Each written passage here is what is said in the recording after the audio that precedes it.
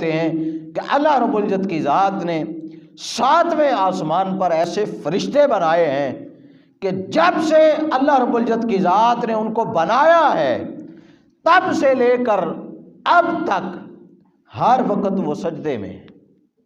ہر وقت وہ سجدے میں، جب سے بنایا ہے تب سے لے کے اب تک، اور پھر قیامت تک وہ فرشتے سجدے میں رہیں گے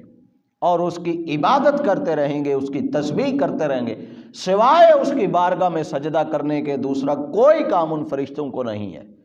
تو وہ یہ کام کرتے ہیں، سجدہ کرتے ہیں، اور قیامت والے دن جب اللہ رب العزت کی ذات ان کو سجدے سے اٹھائے گی اور فرمائے گی کہ اب اٹھ جاؤ، تو وہ فرشتے جب اٹھیں گے تو وہ کہیں گے اے باری تعالیٰ تو پاک ہے، تو عبادت کے لائق ہے،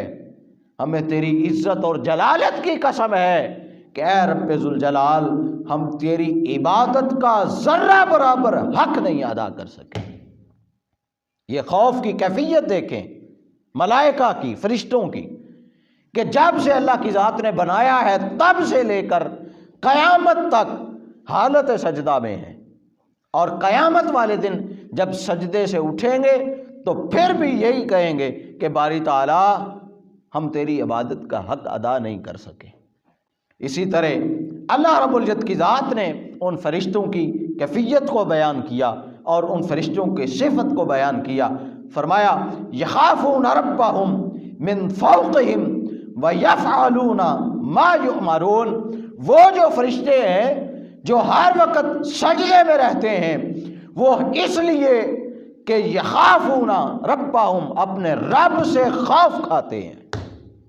وہ رب سے خوف کی وجہ سے، ڈرنے کی وجہ سے ہر وقت سجدے میں رہتے ہیں، وہ ڈرتے ہیں